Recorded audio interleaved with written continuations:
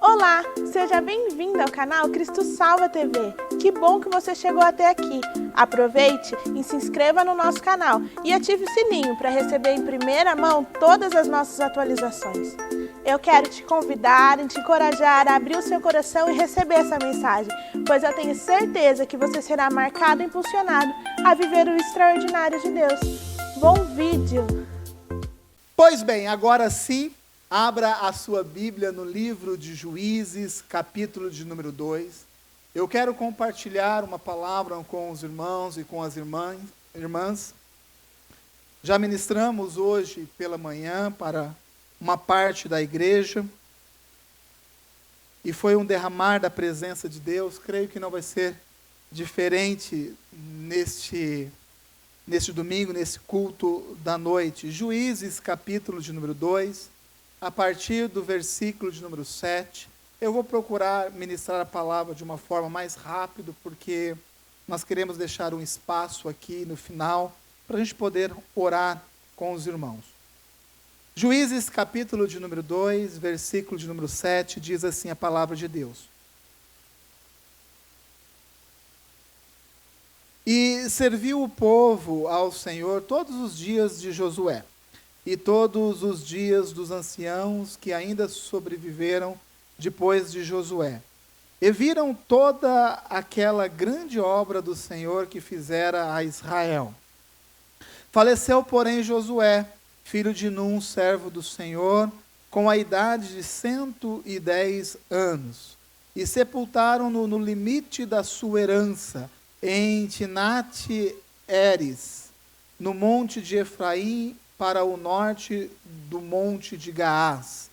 E foi também congregada toda aquela geração a seus pais. E outra geração após ela se levantou, que não conhecia ao Senhor, nem tampouco a obra que ele fizera a Israel. Então fizeram os filhos de Israel o que era mal aos olhos do Senhor, e serviram aos Baalins, e deixaram ao Senhor Deus de seus pais, que os tirara da terra do Egito, e serviram a outros deuses dentre os deuses dos povos que havia ao redor deles, e os adoraram, provocando a ira do Senhor. Porquanto deixaram ao Senhor e serviram a Baal e a Astarote. Por isso a ira do Senhor se acendeu contra Israel, e os entregou na mão dos espoliadores para os despojarem, e os entregou na mãos de seus inimigos ao redor, e não puderam mais resistir diante dos seus inimigos.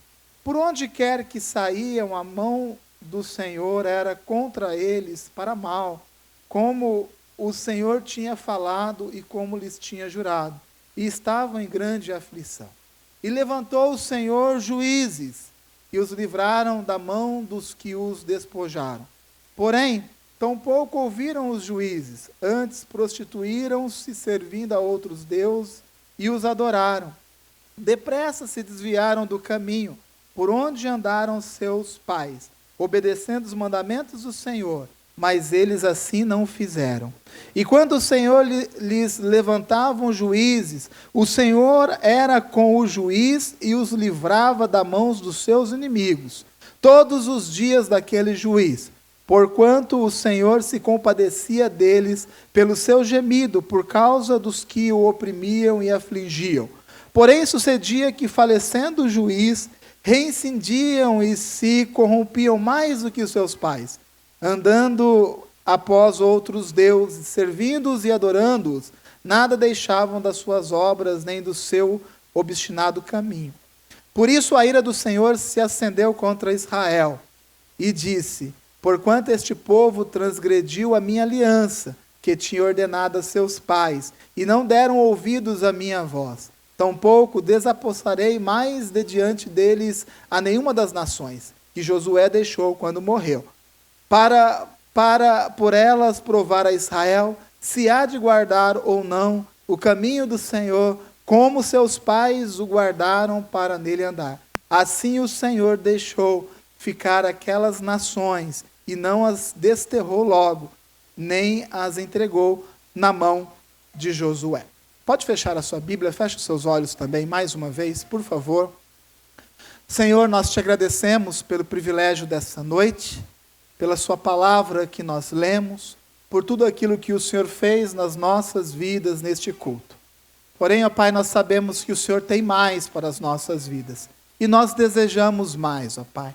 Que a sua palavra nos oriente nesta noite, que a sua palavra entre na nossa mente e no nosso coração, que essa palavra, ó Pai, seja poderosa a ponto de mudar a nossa estrutura, o nosso comportamento, a nossa visão a respeito da nossa própria vida, a nossa visão a respeito do seu reino, a respeito do mundo. Nós clamamos a Ti, ó Pai, e Te louvamos no nome do Senhor Jesus. Nós oramos. Amém e amém. A importância de uma liderança no meio de uma crise é o tema dessa mensagem. A importância de uma liderança no meio de uma crise. Quanto é importante que nós tenhamos, no meio das nossas crises, um líder de Deus nos orientando e nos orientando naquilo que é preciso. Como é importante que a gente assuma a responsabilidade nessa noite de também sermos esse líder na vida de pessoas que passam por crises. E este é o sentido da igreja. A igreja, ela é formada e constituída dessa forma. Aqui nós somos cuidados por pessoas e nós também temos a responsabilidade de cuidar de pessoas. Esse é o nosso chamado. Se ninguém te falou isso ainda, eu estou falando nessa noite. A nossa responsabilidade é permitir que pessoas cuidem da nossa vida, mas também é assumir a responsabilidade de cuidar de outras pessoas. Uma liderança, ela é fundamental na nossa vida em todos os momentos. Eu disse pela manhã e eu reforço à noite, nós como pastores, líderes da igreja, nós gostamos muito de estar em festas. Amém, Jaque? A Jaque balançou a cabeça, falou, pode convidá-la para o churrasco, que ela gosta. Né? Então, nós gostamos muito, né, de participar das festas. Quando o irmão nos convida, né, ultimamente os convites estão muito raros. Fica a dica. Né? Estou brincando, gente. Mas nós gostamos muito de participar de festa. Né? Nós procuramos não faltar, porque a Bíblia nos ensina a nos alegrar com aqueles que se alegram, né? E nós sabemos também da nossa responsabilidade, da importância de estarmos presentes nesses momentos de alegria. Porém, nós sabemos também da responsabilidade que nós temos de estarmos presentes no momento das crises. E uma coisa é certa, todos nós passamos por crises. Talvez você tenha entrado aqui nessa noite vivendo uma crise muito grande na sua vida. Porque a crise, ela tem diversas ordens.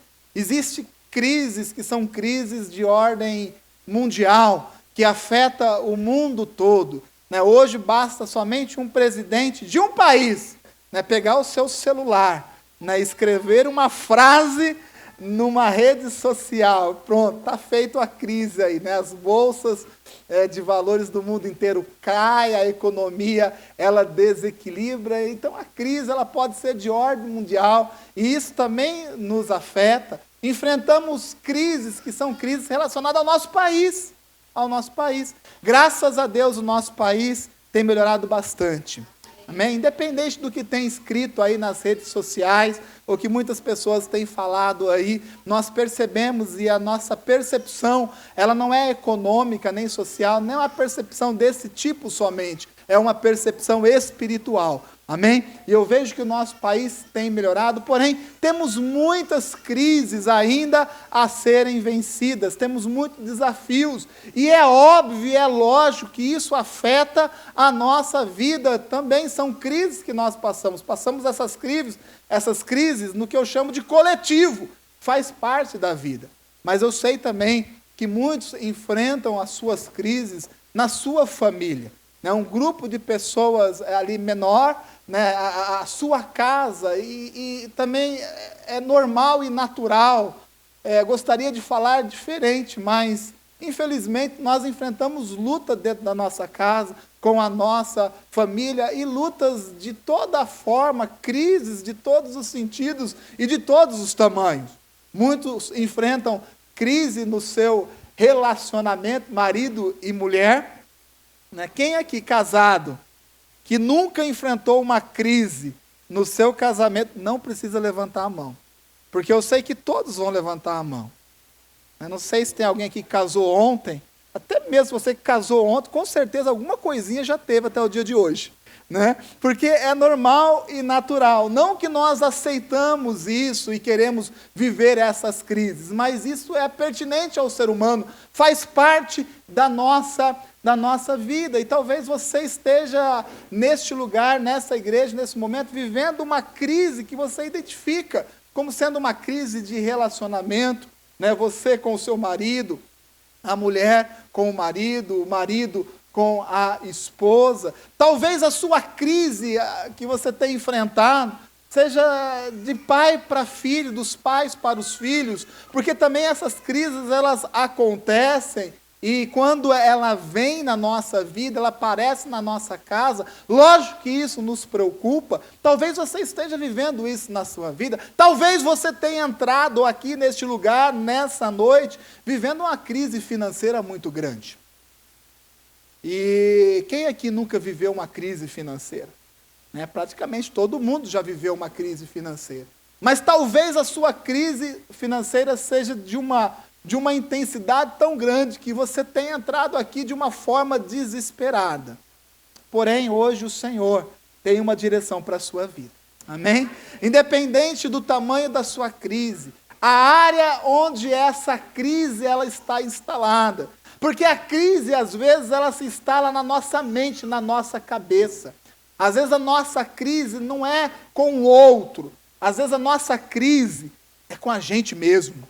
Você já viveu assim uma crise com você mesmo? Não é nada que se relaciona com o outro, mas é algo que se relaciona com você mesmo. De você olhar para você e às vezes você não se aceita.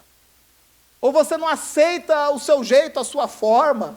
Às vezes você não aceita aquilo que está acontecendo na sua vida, e aquilo que está acontecendo de crise foi por culpa sua mesmo. Quem aqui nunca se auto-rejeitou? Isso é do ser humano também. Todos nós enfrentamos crises. Eu compartilhava hoje que eu, quando cheguei aos 40, faz pouco tempo, 40 anos, parece que eu entrei numa crise. Eu não sei se você viveu isso quando chegou aos 40. Só eu tenho 40 aqui, todo mundo tem 20 anos aqui. É isso? Não vou perguntar a idade para ninguém aqui, não. Mas assim, algumas coisas que vão surgindo, viu, pastor Braz? Eu não sei se isso é da mente. Eu não sei se isso é da mente, se é psicossomático, eu não sei. Mas parece que virou aos 40, parece que virou uma chave assim. As coisas que acontecem com a gente que não acontecia. Por exemplo, eu nunca tive dor nas costas. Nunca tive dor nas costas. Nunca. Esses dias andando aqui, travou as minhas costas, não conseguia subir a escada aqui. Aí eu tive que ir na nossa farmácia ambulante, no nosso médico de plantão, e deu um jeito, mas nunca tinha tido isso. E você começa a pensar nessas coisas. Dor de cabeça. Gente, eu passo, às vezes, 1 ano, 2 anos sem tomar remédio. Nada de remédio, nada de nadinha. E de vez em quando agora vem uma dor de cabeça. Fala, meu Deus, estou ficando velho. E vem aquela crise. Eu sei que talvez o homem não tenha muito isso, mas talvez seja as mulheres. Mas a gente vai passando por essas coisas. Vamos nos sentindo mais limitados, E se não bastasse isso, o meu filho esses dias perguntou, pai, quando você vai morrer? Quando você vai morrer? Eu falei, pronto. Lascou tudo, lascou de vez. E para não deixar sem resposta, eu comecei a fazer as contas. né? Eu pensei, eu estou mais para meia-noite do que para o meio-dia, né? Já estou descendo a ladeira. Então eu contei aí mais 40 anos assim, né? 40 anos em cima do que eu tenho. Falei, meu filho, ó, lá para 2060, 64, o pai está empacotando, né? Aí ele fez umas contas lá e falou assim, mas pai, quantos anos eu vou ter? Aí, fica tranquilo, você vai estar velhinho também, viu? Seu filho vai estar perguntando para você quanto você vai morrer, né? Essa vai ser a idade. E isso vai entrando na nossa cabeça, né? Por quê? Porque as crises, elas fazem parte, ela entra na nossa mente. O tempo vai passando, né? Passou dos 40, você não soma, você diminui. Né? Faltam 39, faltam 38, faltam 37, falta 30 anos, né? Eu brincava com o seu Jaci aqui, amigo nosso, companheiro de oração, que tem 72, né? Eu faço, o seu Jaci já está contando ao contrário, né, seu Jaci? Em vez de somar, está diminuindo quanto falta, né? Então, é normal e é natural essas coisas, né? Às vezes é crise com a idade, às vezes é crise com o seu próprio físico, né? E isso bagunça, sim, a nossa mente e a nossa cabeça. Porque a crise, gente, ela nos deixa cegos. Todo mundo que enfrenta crise, no meio da crise, é natural e normal que nós ficamos cegos. É normal e natural, diante de uma crise, nós termos a forte tendência de querer tomar as decisões muitas vezes apressadas demais. E ao invés de sairmos da crise, muitas pessoas, ao longo da crise, por tomar decisões apressadas demais, acabam, ao invés de sair da crise, mergulhando mais nela. Crise financeira, nós conseguimos ver isso de uma forma muito clara na crise financeira. Crise financeira, se a pessoa está passando, né, por uma dificuldade, o que ela faz? Ela corre para o banco. Ela corre para o banco, ela vai pedir conselho para a última pessoa que se deve pedir conselho quando você passa por uma crise financeira, que é para gerente do banco.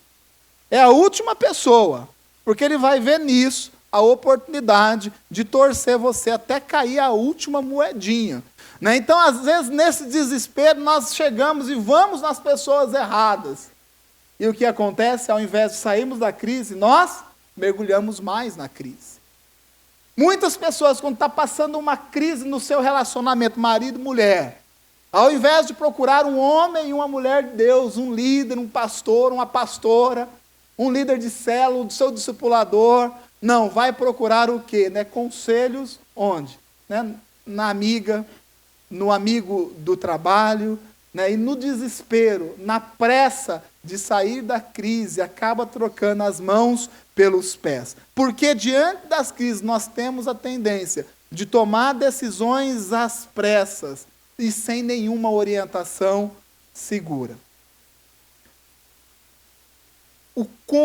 Como é importante nós, no meio da crise, nos lembrarmos que nós temos líderes. Amém? Você não está sozinho. Você que entrou aqui nessa noite, que está me ouvindo, talvez enfrentando uma crise muito grande, de qualquer ordem, de qualquer tamanho, em qualquer área da sua vida. Eu quero dizer que você não está sozinho.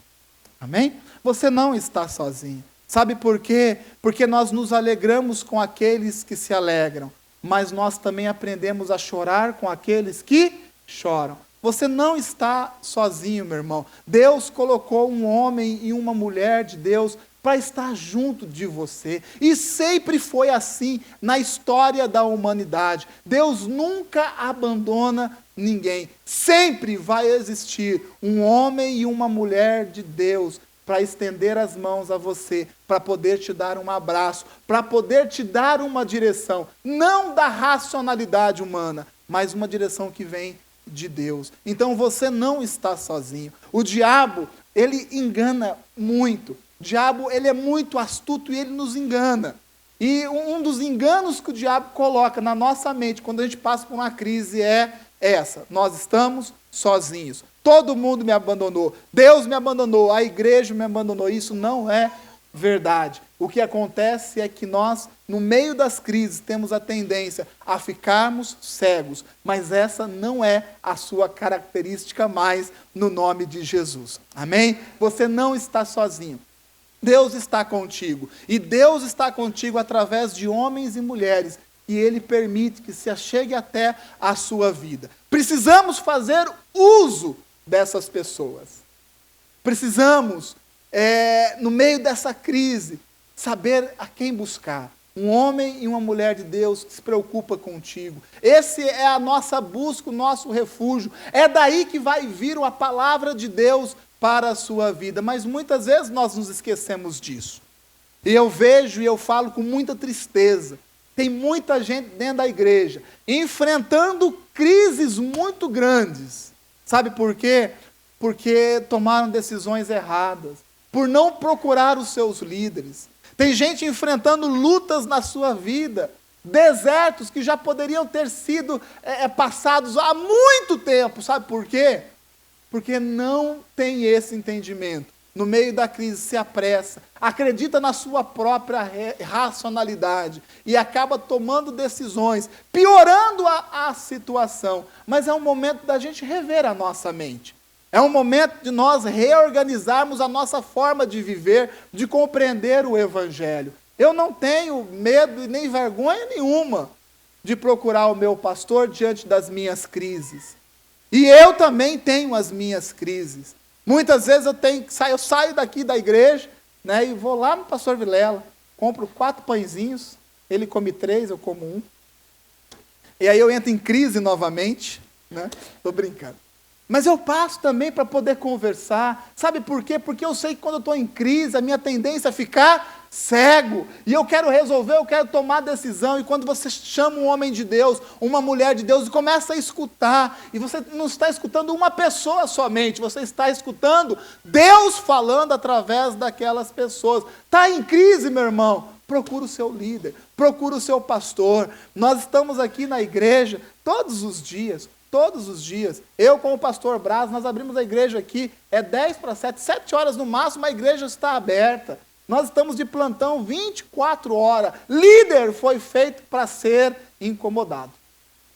Nenhum amém. Você é um líder de excelência? Sim, um líder de excelência, né? Um líder poderoso que Deus tem levantado? Amém. Então saiba que você está sendo levantado para ser incomodado mesmo. E é isso, líder é para isso, líder é para receber aquela ligação às 3 da manhã, misericórdia, mas faz parte da liderança. Né? E às vezes, né, nessa vergonha de incomodarmos as pessoas, de compartilharmos, isso quando é vergonha, às vezes quando é, né, prepotência mesmo, de se achar que é capaz de resolver sozinho. Não queremos incomodar, não queremos incomodar o pastor. Quantas pessoas se achegam para aconselhar com a gente e falam assim, pastor, não quero te incomodar não, mas preciso compartilhar algo contigo, você não incomoda, eu estou aqui para isso. O líder que Deus levanta é para isso. Meu irmão, você foi levantado de uma casa, para levar o evangelho, sabe para quê? Para ser incomodado mesmo. É isso, as pessoas vão te procurar, você vai ter que sair, às vezes no meio da noite, vai ter que aconselhar, e faz parte. Sabe por quê? Porque as pessoas estão em crise. E sabe qual é a solução da crise para essas pessoas? É aquilo que Deus vai fazer na vida delas, através da sua vida. E essa compreensão muda tudo em nós. Deve mudar tudo em nós. Você, meu irmão, tem a unção, poder e capacitação de Deus para dar solução para a crise das pessoas. Olha que coisa maravilhosa. Esse é o poder que Deus tem derramado sobre a sua vida. Quando falta Deus na vida das pessoas, as famílias perecem. Quando falta Deus na vida de uma pessoa, a tendência dela é uma tendência de morte. Não somente a morte física, mas a pior das mortes, que é a morte espiritual. E quando Deus levanta um homem e uma mulher de Deus, Ele está levantando esse homem e essa mulher de Deus no meio de uma crise, para solucionar essa crise. Deus está usando a sua vida, para que vida seja gerada em outra pessoa. E isso, gente, é o sentido do Evangelho. O profeta Oséias, ele dizia assim, que o povo, ele perece, porque falta sabedoria e entendimento. O povo perece porque falta sabedoria e entendimento. Sabe por que nós entramos nas nossas crises? Porque muitas vezes nos falta entendimento e nos falta sabedoria. E essa é a grande realidade. Muitas vezes nós enfrentamos crises na nossa vida, terríveis mesmo, sabe por quê? Porque nos falta sabedoria e nos falta entendimento. Não que nós devemos conhecer tudo, ter todo o entendimento do mundo ou toda a sabedoria, mas esse entendimento e essa sabedoria estão nos homens que Deus coloca na nossa vida, estão nas mulheres de Deus que Deus levantou para cuidar de você, e nós precisamos aprender a sermos cuidados. E existe uma dificuldade muito grande nisso, de deixar ser cuidado, de compartilhar a sua vida com outra pessoa, receber desse entendimento e receber dessa sabedoria. E isso está em você, para compartilhar com outras pessoas. Mas quando a gente entra em crise, a gente tem que ir até o nosso líder e buscar esse entendimento e essa sabedoria. O profeta Malaquias, o último profeta do Velho Testamento, ele fazia uma crítica muito grande à igreja, principalmente aos sacerdotes. Ele dizia assim, o povo está corrompido, sabe por quê? Porque a liderança está corrompida. A liderança permite qualquer coisa, em vez de ensinar, faz errado. E nós não vivemos esses dias. Pelo contrário, Deus tem levantado tantas pessoas com muita sabedoria, com muito entendimento, com muita presença de Deus, muita unção de Deus. E nós temos que aprender a beber dessas águas. Muitas pessoas no meio do deserto da sua crise, morrem de sede, e às vezes está perto de uma pessoa, de um homem ou de uma mulher de Deus, e pode assim beber dessa água e saciar a sua sede e seguir em frente. Para isso, nós precisamos ter algo chamado humildade. Amém? Humildade. O texto que nós lemos fala a respeito do Josué. Josué foi o líder que assumiu depois de um grande líder chamado Moisés. E Josué, ele morre.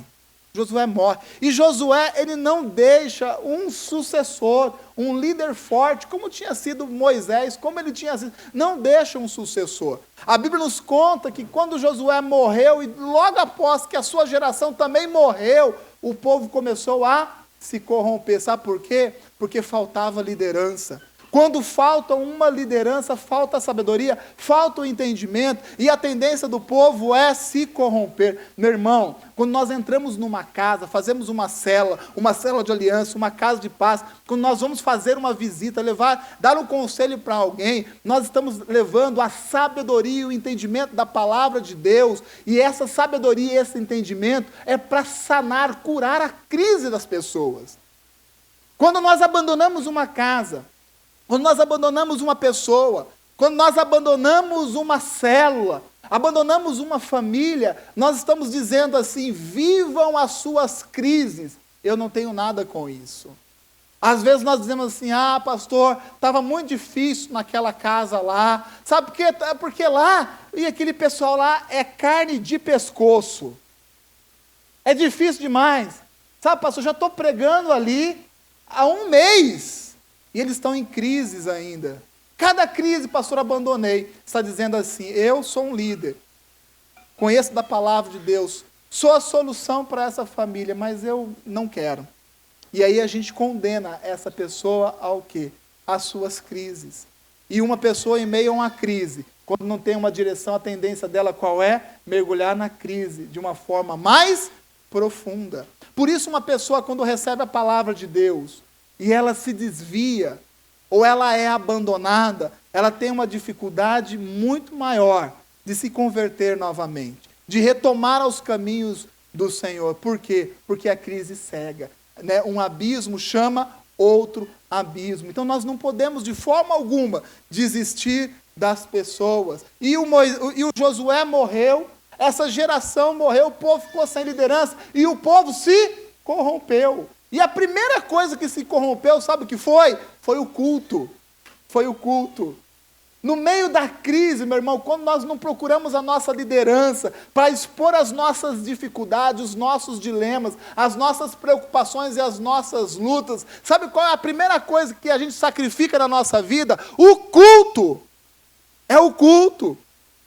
Quando a gente entra em crise, primeira coisa que a gente quer abandonar é um negócio chamado culto. Glórias a Deus pela sua vida. Talvez você esteja enfrentando uma crise muito grande e Deus vai derramar da sua unção sobre a sua vida nessa noite. Amém? Mas você teve coragem de vir aqui. Mas muitas pessoas, a grande maioria, no meio das suas crises, a primeira coisa que faz, a primeira coisa que abandona é o quê? É o culto. Eu não quero ir no culto. Por quê? Porque eu não estou bem. Eu não quero ir no culto por quê? Porque eu estou em crise. Eu não quero ir no culto por quê? Porque eu não estou bem com a minha mulher. Eu não quero ir no culto porque eu não estou bem com o meu marido. Eu não quero ir no culto porque os meus filhos dão muito trabalho. Eu não quero ir no culto porque eu estou numa crise financeira. Eu não tenho o dinheiro para poder colocar gasolina. Sempre a tendência é sacrificarmos o culto. A crise nos leva a ter essa tendência. Nós podemos ser dessa forma. No meio da crise, meu irmão, você tem que ir aonde está a solução para a sua crise. É onde está Deus. É onde Deus se faz presente.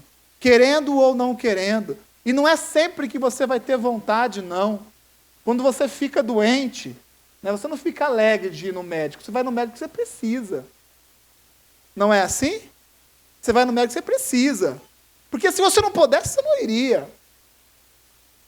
E a mesma coisa, o mesmo sentido são as coisas de Deus.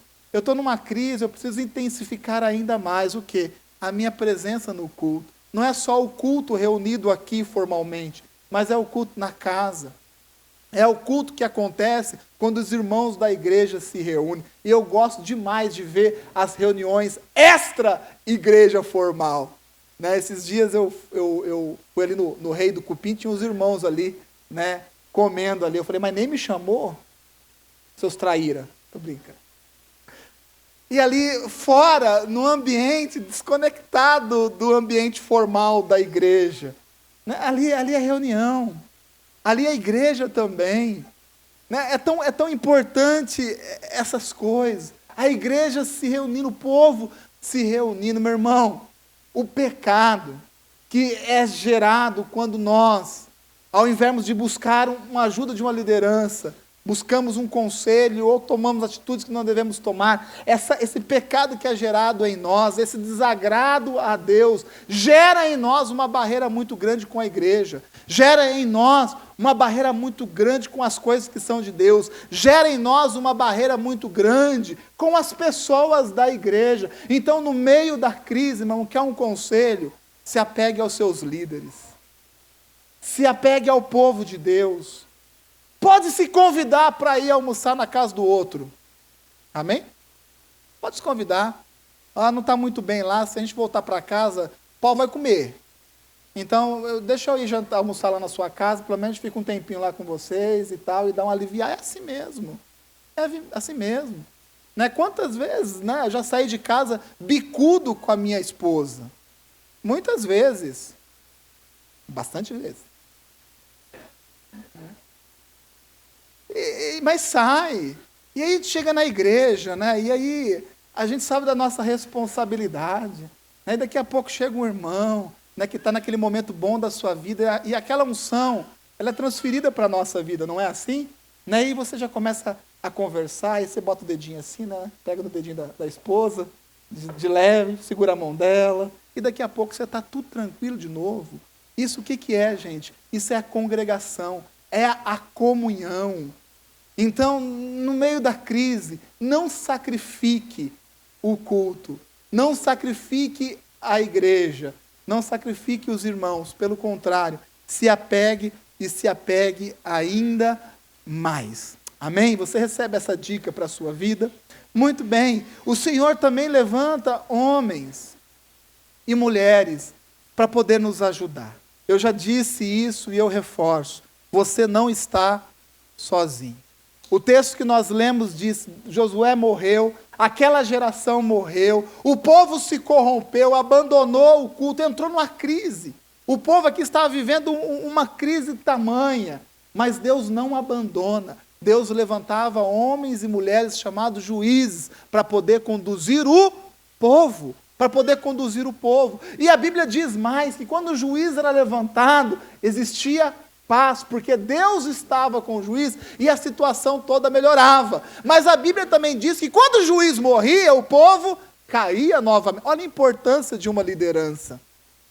O juiz era levantado, o povo estava bem, ganhava as guerras, ia à frente. O juiz morria, o povo se corrompia. Olha como é importante uma liderança. Olha como é importante a sua liderança sobre a vida de outras pessoas. Lembrando que liderança, eu não estou falando de mandar nas pessoas, de ter controle sobre as pessoas. Eu estou dizendo que a liderança eclesiástica cristã é influenciar as pessoas no Evangelho de Cristo. Amém? Olha o quanto é importante. O juiz, ele era levantado por Deus, o povo estava bem, o juiz morria, o povo caía novamente. Deus levantava outro juiz, o povo ia bem. O juiz morria, o povo caía novamente. Meu irmão, nós temos que tomar muito cuidado, porque nós somos essa liderança que Deus levanta nos tempos de hoje. Amém? Você é essa liderança que Deus tem levantado nos tempos de hoje. Agora, nós não podemos cair nessa mesma falha de deixar as pessoas para trás. Tenha certeza que o momento em que você colocou a planta dos seus pés numa casa, a partir do momento em que você se achegou a uma pessoa para compartilhar do Evangelho, a vida dessa pessoa, ela começou a ser transformada, mesmo que às vezes a gente não enxergue. A crise da pessoa começou a ser sanada, porque a palavra de Deus produz isso nas nossas vidas. Então nós não podemos abandonar, porque quando nós abandonamos, nós estamos novamente condenando essas pessoas ao fracasso da sua vida, e não é isso que Deus quer. Nós temos que ter esse entendimento. Primeiro, de no meio das nossas crises, buscar os nossos líderes, buscar os nossos pastores. Não espere, meu irmão, para o último momento, porque nós também temos essa mania, essa tendência. Do que? Só procurei o senhor, pastor, porque já não dá mais. Já não dá mais. E isso é muito complicado, porque pode ser que diante de uma situação dessa não dê tempo mesmo. Então nós temos que aprender a procurar os nossos e compartilhar as nossas crises no momento em que elas surgem, nos momentos que elas aparecem na nossa vida. Ah, não, eu sei lidar com isso. E aí a sua vida ela vai definhando. A sua vida ela vai diminuindo. A sua alegria ela vai ficando escassa. E daqui a pouco você está mergulhado na crise tão profunda. E quando você vai procurar o seu líder, é o milagre de Deus. E graças a Deus que Deus tem feito milagres. Mas nós podemos ter uma vida muito mais feliz, muito mais alegre em Deus, se nós aprendemos a compartilhar das nossas crises com as pessoas que Deus coloca na nossa vida. Sem prepotência. Sem prepotência. Sabendo que Deus tem a sua metodologia. Amém? E essa é a terceira coisa que eu quero compartilhar. Deus tem a sua metodologia. E às vezes a metodologia de Deus não é a nossa metodologia. Digo mais, quase sempre a metodologia de Deus não é a nossa metodologia. Quer ver um exemplo muito claro? A pessoa chega aqui na igreja, arrebentada financeiramente. Como a maioria das pessoas chegam na igreja. A maioria das pessoas chegam na igreja com uma crise financeira, às vezes com outras crises, mas a maioria chega com uma crise financeira. Né? E aí a pessoa chega e até a metodologia dela. Não tem? Qual é a metodologia dela? Eu estou na igreja e Deus agora vai me abençoar. Não é isso?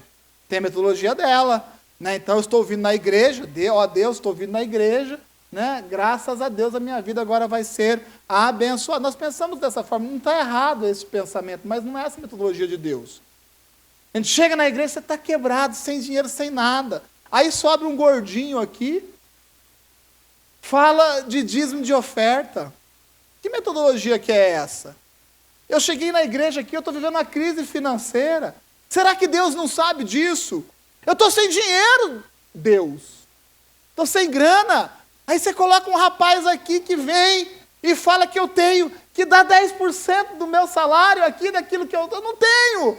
Que eu tenho que ser dizimista e ofertante. Ou seja, nós queremos o quê? A nossa metodologia. Nós não queremos a metodologia de Deus. Às vezes nós queremos o quê? A nossa racionalidade. E Deus tem uma metodologia muito louca. E eu falo louco com todo respeito, porque foi a própria palavra, foi essa palavra que o apóstolo Paulo usou, que Deus escolhe as coisas loucas desse mundo para confundir as sábias. Então você chega arrebentado financeiramente, está passando por uma crise financeira, se você colar num líder de excelência, num homem ou numa mulher de Deus, a primeira coisa que esse homem ou essa mulher de Deus vai perguntar para você é: você é dizimista, você é ofertante? Você está vivendo uma crise financeira? Você é dizimista e você é ofertante? E às vezes a gente não entende isso, mas é a metodologia de Deus. E a metodologia de Deus às vezes parece uma maluquice para o nosso entendimento, mas a sabedoria de Deus ela é muito diferenciada da nossa sabedoria. O fato é que muitas pessoas querem dar uma mão para Deus. Já viu aquela pessoa que quer dar uma mãozinha para Deus? Deus, eu estou com esse problema aqui na minha vida, né? Mas eu já tracei que Deus, vem comigo que você passa de ano. Né? Vem comigo. Né? E quer ensinar a Deus. Deus, meu problema é esse, mas a solução para o problema é esse. Faz do jeito que eu quero. Ou seja, no meio da crise, nós queremos que Deus utilize a nossa metodologia. E Deus tem a sua própria metodologia. Por isso a Bíblia diz que os pensamentos de Deus, eles são mais altos que os pensamentos humanos. Olha que coisa linda. Os pensamentos de Deus são mais altos do que os pensamentos humanos. E isso, gente, muda tudo na nossa vida. Não, mas a gente tem razão em tudo. Meu irmão, se você tivesse razão, você não estaria nessa crise. Desculpa a dureza das palavras, mas essa é a grande realidade. Se nós fôssemos tão espertos e tão inteligentes como nós achamos que nós somos, tão sábios, nós não entraríamos nessas crises. Estou falando alguma mentira? Mas ao entrar nessa crise, nós temos que ser humildes o suficientes para compreender a voz de Deus, entender a voz de Deus. E Deus fala através de homens e mulheres, e às vezes numa simplicidade, às vezes numa loucura, numa maluquice que a gente não entende. Porque Deus tem o seu próprio método, Deus tem a sua própria metodologia. Primeiro, no meio da crise, busque Deus através da vida daqueles que Deus colocou na sua vida. Segundo, creia naquilo que Deus está fazendo.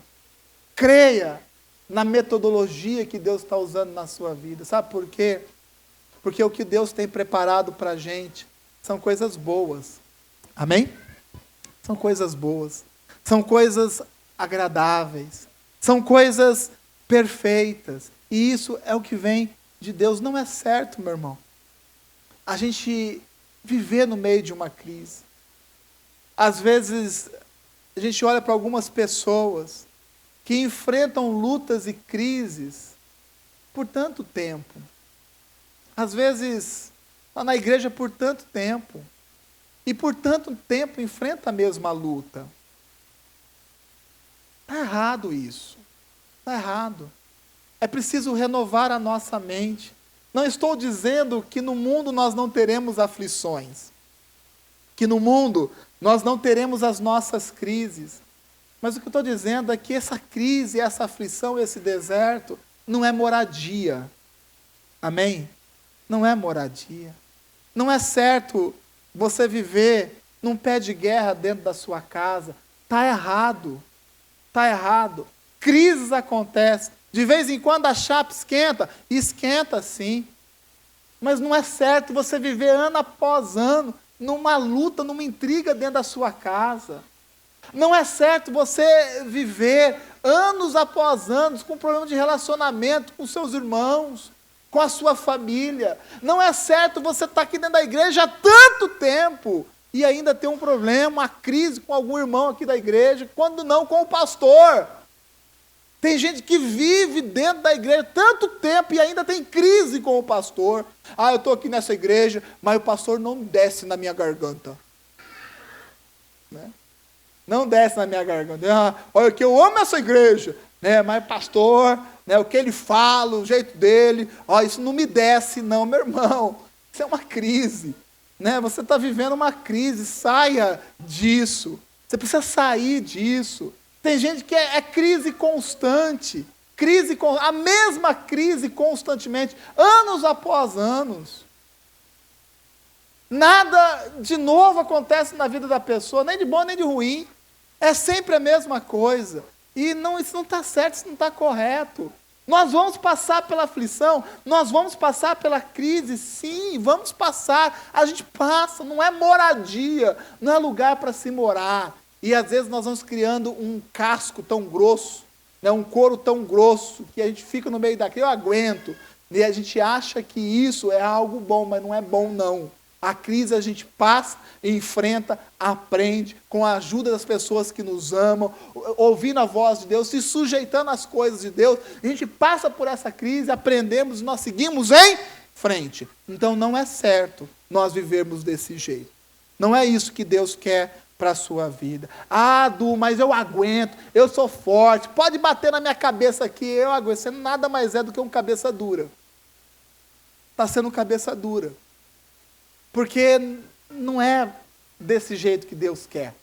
Não é isso que Deus tem como vida abundante para a sua vida. Sabe o que Deus quer? Que você cresça a cada dia. Que você evolua no Evangelho de Deus. Que você dê um passo à frente, suba um degrau a mais. Isso em todas as áreas. Não é correto isso. Gente muito acostumada. Pessoas que já são caracterizadas pelos seus dilemas e pelas suas crises. Olha, lá vai o doente, né? Lá vai o quebrado, lá vai o enfermo. Não, isso não, gente, isso não é para a nossa vida, vocês estão me compreendendo? Não que isso não possa acontecer, mas não é para a gente ficar vivendo nisso. Deus, Ele quer, e já está nos ensinando essa noite, a superarmos todos esses dilemas. Deus é o Senhor da história. Amém? É o Senhor da nossa história. O Senhor da nossa história. Se tem permanecido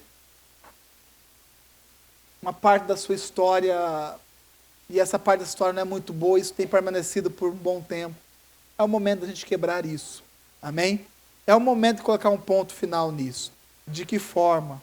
De que forma? Crendo em Deus. Crendo que Deus coloca homens e mulheres na nossa vida para nos ajudar. Principalmente nos momentos de crise. Deus coloca homens e mulheres para nos dar entendimento da palavra, da sabedoria. No momento em que a crise nos cega, Deus coloca outros olhos.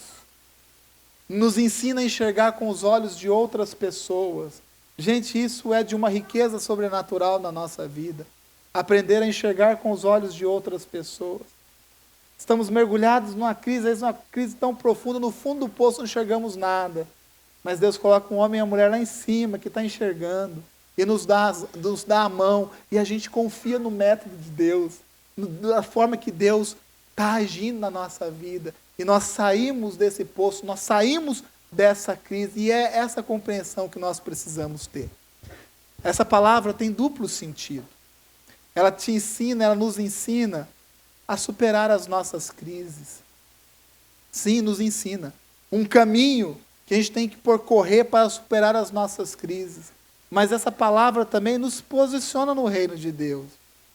Como líderes, homens e mulheres, que foram plantados num bairro, num lugar, para ajudar pessoas a também enfrentarem as suas crises. Eu sei que você já teve essa experiência de ver pessoas sofrendo e sofrendo muito por falta do Evangelho, por falta da presença de Deus, por falta da palavra de Deus. E nós somos os portadores deste Evangelho. Responsabilidade que Deus não deu para os anjos, mas Deus deu para cada um de nós. Saber que nós sabemos qual é a solução e nós estamos aqui para poder compartilhar dessa solução. É um duplo caminho e é um duplo entendimento esta palavra. E você, assim como eu, se responsabilize pela crise de outras pessoas e conduza ela à sabedoria da palavra de Deus.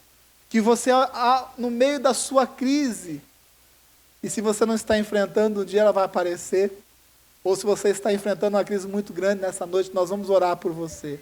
que você saiba procurar as pessoas corretas. Homens e mulheres que talvez não vai falar aquilo que você quer ouvir, mas que vai trazer uma palavra de Deus para a sua vida. E às vezes a palavra é uma loucura. Às vezes a palavra é uma loucura.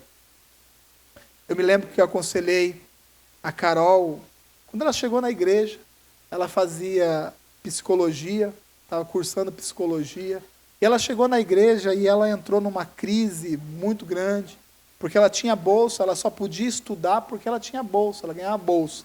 Agora, para conseguir a bolsa, ela tinha que mentir nos documentos. E ela ouviu a palavra de Deus, como a gente escuta todos os cultos. E ela entrou numa crise muito grande. Ela falou, eu estou conhecendo a verdade que liberta. O que eu faço? Ela pediu um conselho para mim. E eu olhei para ela e eu disse assim, fala a verdade. Fala a verdade.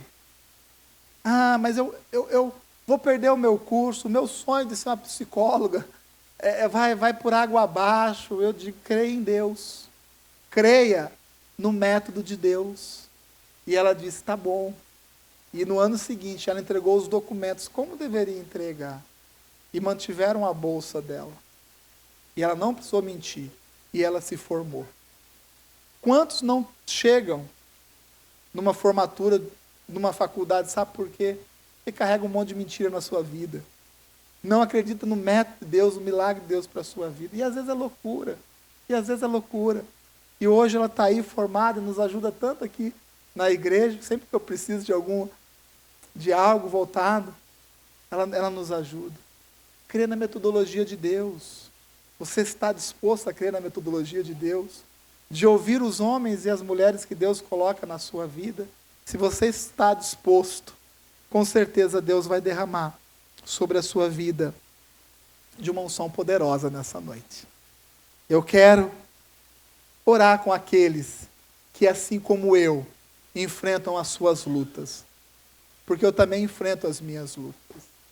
Eu disse algumas, contei um pouquinho da minha história, mas se eu fosse aprofundar naquilo que passa na nossa mente, no nosso coração, assim como eu, você que enfrenta uma crise na sua vida, tem lutado, Deus vai derramar de um poder sobre a sua vida nessa noite. Não sei qual é a sua crise. De muitos aqui a gente conhece a história e já vem aconselhando. Mas eu não sei profundamente aquilo que se passa no seu coração e na sua mente. Mas Deus sabe. E diante de uma palavra como essa, Deus nos dá uma oportunidade muito grande.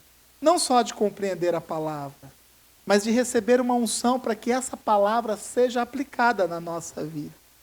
Eu espero realmente que a nossa igreja seja uma igreja do coração compungido, do coração rasgado, esfaqueado, que a gente não tenha medo de abrir o nosso coração para um pastor, para uma pastora, por um líder, para uma líder, uma pessoa que você sabe que é um homem ou uma mulher de Deus e que vai te ajudar no meio da... Você não está sozinho.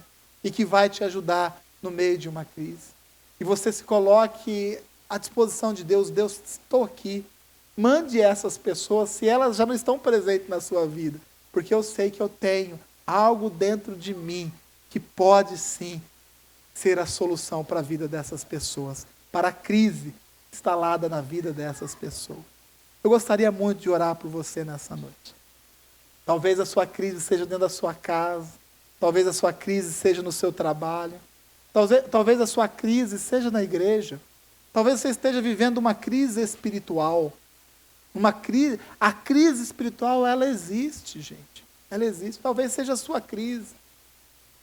Talvez você esteja enfrentando uma crise de ordem pessoal. Talvez é você com você mesmo. É uma luta na sua mente.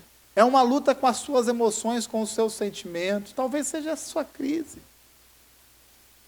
Mas independente de qual seja a sua crise, Deus está presente neste lugar.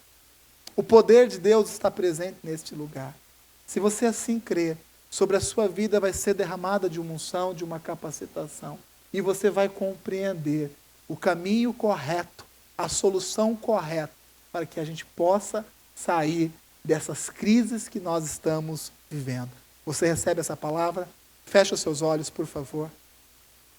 Que bom que você chegou até o final. Eu tenho convicção de que essa mensagem edificou a sua vida. A nossa igreja é assim, como uma família alegre, que vive e acredita no amor, comprometida com a palavra de Deus e comprometida com você. Eu quero te convidar a compartilhar essa mensagem com o maior número de pessoas possível, para que elas também sejam abençoadas e edificadas. Deus abençoe muito você e até a próxima!